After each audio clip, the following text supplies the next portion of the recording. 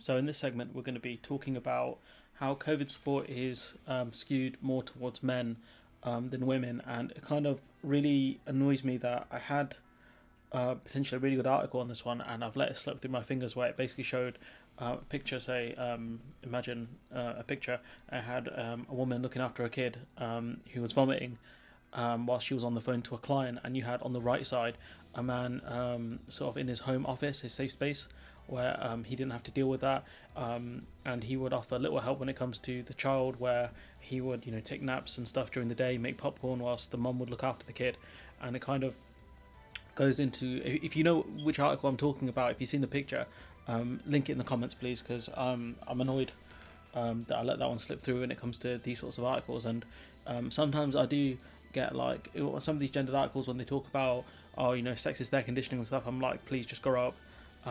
There are bigger problems than that, but when it comes to these sorts of articles, these sort of articles are really important because it does highlight the structural problems within you sort of not just the Western world but the world generally, where women are expected to be to look after the child, and half the role of a dad is just turning up, which it's pretty embarrassing.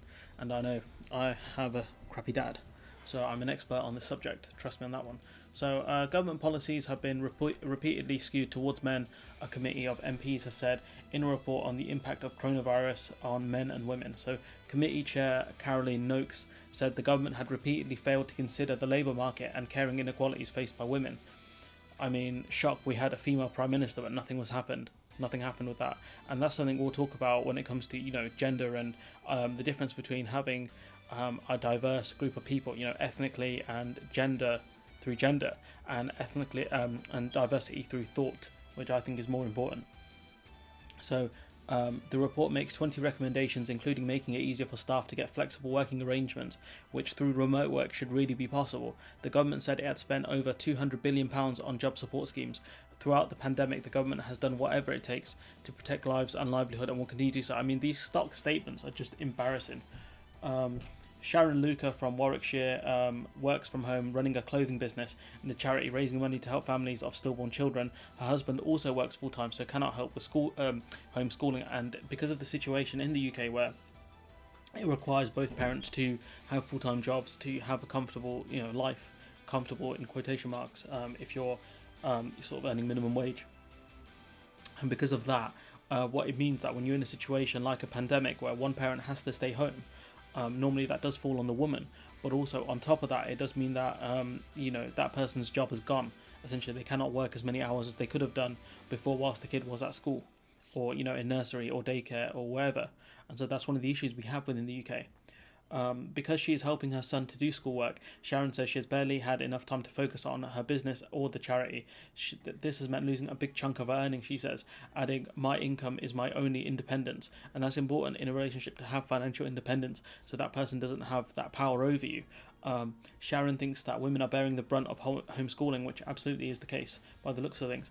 I know a lot of mums who work from home or have small businesses like myself, and all of them are saying that they've been affected by homeschooling. They really don't have the time to put energy to earn a living from their small business. Homeschooling overtook everything, and this is where the government should have really offered more financial support to these people who run small businesses. We know that the government really failed when it came to supporting small business and sole traders. So it does show you that this pandemic does highlight a lot of the government's kind of beliefs and failures when it comes to helping people. Claire Jeffries, a single mother from Banbury, was made redundant from her job in HR during the pandemic, which she could have been furloughed from, and can't find a new role that's flexible enough to accommodate her childcare despite lots of searching. And because obviously, if you think about it, like, she has to help her kid through school during the day, and then her evening she still has to look after her kid, depending on what the relationship status is like. But it's going to make it harder for her to find a job. And that's the issue here with flexible working, is a lot of employers aren't offering it, or at least enough employers aren't offering it. She worries that there's a problem that largely impacts on those with caring responsibilities, and disproportionately affects women, because women are normally the carers, even in a two-person kind of relationship. Even when both parents are around, women are primarily the caregiver. She says inclusion is a choice and that employers need to think about the choices they're making. Things like flexible working need to be right for everybody. She also wants the government to fund more childcare so that we can actually get back into work easier. That will happen, post-pandemic. Obviously, childcare is a big problem within this country, and childcare in other countries is a lot better, which enables people to go back into work and actually earn a living. So it's an important point which she's making here, but also the fact that she was let go, made redundant from a job when they could have furloughed her. So I don't understand why her former employer made that choice. It's very strange. Blokey mentality. The Women and Inequalities Committee has examined some of these problems and says the government needs to start actively analysing and assessing the equality impact of every policy. Its chair, Ms. Knox, said government policies have repeatedly skewed towards men, and it keeps happening. Speaking on BBC Radio 4's Women's Hour, she said, although ministers have not deliberately designed policies to be sexist, there has been institutional thoughtlessness about the particular impact on women. The Conservative MP who lost her job as an immigration minister when Boris Johnson entered Downing Street also said the opinions of female cabinet ministers were not being played into debates and decisions. But the thing is, if that is the case, that you're a cabinet minister and you're not being listened to, then it does show you how embarrassing things are, and the fact that at least with the Conservative government, we can probably gather that some of these positions are given as token positions to women because they're not actually being listened to. So what are you if you're not being listened to in your specific role? You're a token character. They've given you a job because of your gender, your ethnicity, which is not a big surprise when it comes to these people, especially given how headstrong people like Boris Johnson and Michael Gove are. She told the programme that it was very blokey mentality at the top of government which has suffered the predominance of single-sex education around the cabinet table. To an extent, I do agree with that. But I've been in groups where a group of guys where you can actually work with them and get along quite easily. But obviously, it'd be different if I was a woman, maybe in that situation. But at the same time, you can see that just having women there isn't enough when they are not being listened to. I mean, their opinions in this case might have been pure trash because they are Conservative ministers. They have a very little idea of what they're doing, but that's mainly because of their ideology, not because of their gender. So it's very tough to know. Maybe she gave stupid ideas, or maybe she actually had good ideas and they chose not to listen because she's a woman, or because they gave her that position because she's a woman, and therefore you're there by not because of your merit but because of the features you were born with. So it would be interesting to for more Conservative MPs or ministers to have that conversation with, look, are you going to listen to me, or did you put me up here just to be a token? Just say, oh, we're progressive, we have loads of women in the party. Maybe that's a conversation the Conservative Party needs to have, but there are quite a few conversations they need to have, to be honest. Policy recommendations. The report notes that during the pandemic, women spent more time on caring duties than men, yet furlough was not clearly articulated as a right for those with caring responsibilities. On sick pay, the report cites evidence that women were less likely to qualify for statutory sick pay, which is statutory sick pay, which doesn't really work properly in this country, in part due to the caring responsibilities, which meant their wages were too low to be eligible for the support. So because women in this case maybe have part-time jobs or have jobs where they are paid less generally, they're not eligible for statutory sick pay because of the way it's set up. Making over 20 recommendations, the committee said the government should change the law to allow employees to request flexible working arrangements when they start a job rather than waiting 26 weeks as currently mandated by law. Maintain increase in support, including £20 rise in universal credit. Extend redundancy protection to cover pregnant women and new mothers. Review the availability of sick pay. That's something that's important, as shown us in the pandemic. Conduct an equality assessment of the support measures introduced during the pandemic. Reinstate gender pay gap reporting, which has been cancelled in March 2020 due to the pandemic. I don't understand why that's been cancelled due to the pandemic. It doesn't make sense. Review childcare provision to provide support not only for working parents but also those who are seeking or retraining. I mean, again, a lot of these points make sense, but if the Conservative Party wanted to do these things, they would have done it by now. They've had 10 years to do these things. You could argue they've had 3 prime ministers in that time, but how diverse of thought are these Conservative prime ministers? Outside of Brexit, they're pretty similar. The MPs also urged the Women and Equalities Minister Liz Truss to be much more ambitious in getting other government departments to consider inequality when designing policies. I mean, honestly, if you need to push Liz Truss to do this, then she's not very good at her job. Responding to isn't Liz Truss in charge of trade? so confused. Responding to the report, there might have been a reshuffle, to be fair. I don't know. I'm behind the 8 ball on this one. Responding to the report, Labour Shadow Women and Equality Secretary Marsha de Cordova called for a gendered response to the crisis. She added the unequal impact of coronavirus on women is huge. Women are more likely to work in lower paid sectors, to work in sectors which are currently shut down, such as retail and hospitality, and have also taken on more caring responsibilities. The government cannot continue to deny and dismiss the reality of gender inequality across society, and perhaps that's a conversation which we need to have with men specifically about helping out more with childcare, but perhaps more funding needs to be given to people who look after children regardless of how much they earn, because of the amount of cost it takes. Childcare is very expensive in this country. There are broader conversations that need to be had when it comes to who looks after children and what kind of support they get to look after these children, especially for single parents or parents whose partner works a full-time job and therefore they're stuck with a lot of the burden of childcare. Culture shift. So Jolie Brealey, sorry, I don't know how to pronounce that, CEO and founder of the campaign group Pregnant Then Screwed, said policy decisions have repeatedly ignored the specific needs of women, adding, "We are currently witnessing a generational rollback in maternal employment that will take us decades to repair." British Chambers of Commerce co-executive director Claire Walker said that a national focus was needed to help parents and carers. 100% agree with that. She added, "Economic growth will depend on access to high quality affordable childcare, something the government hasn't been able to provide, because they want to lowball nurseries and things like that. They want to lowball schools, so they have 30 odd kids in a classroom, which is just shocking behaviour from these governments, to be honest, the last 3 that we've had specifically, and they've had time to deal with these things. These things are not new. We know childcare is an issue, especially if you're a single parent looking for work.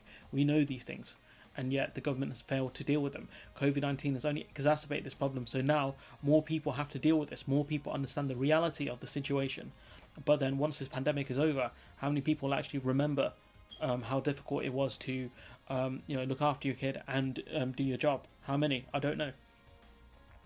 COVID-19 is prompting a culture shift, with more people than ever before working flexibly, and the government wants to harness that as we recover.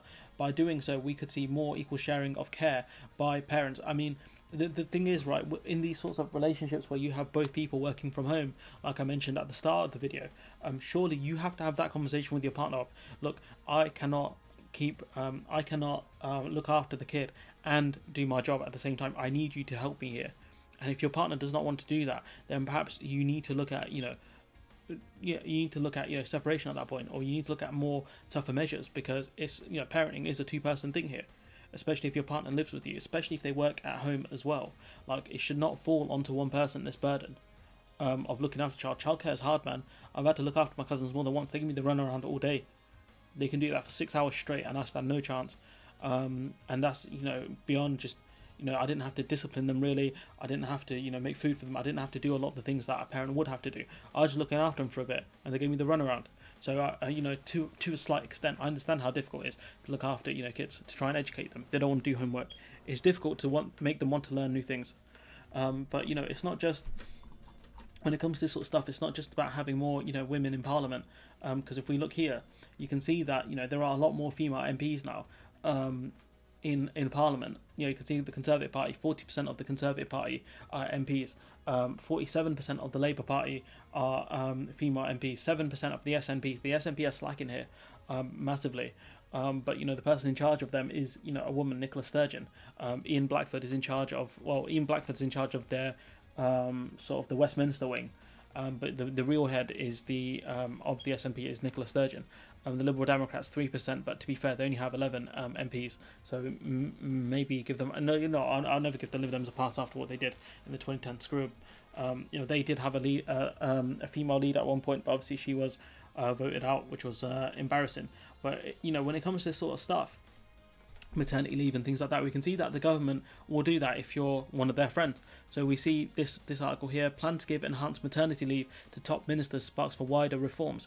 So what's happened here is Suella Braverman has been given 6 months off maternity leave, when I think it does say here that that's not the case for normal women. So the TUC research found that the level of paid maternity leave for employed women in the UK is 6 weeks at 90% of average weekly earnings, 33 weeks at £151.20.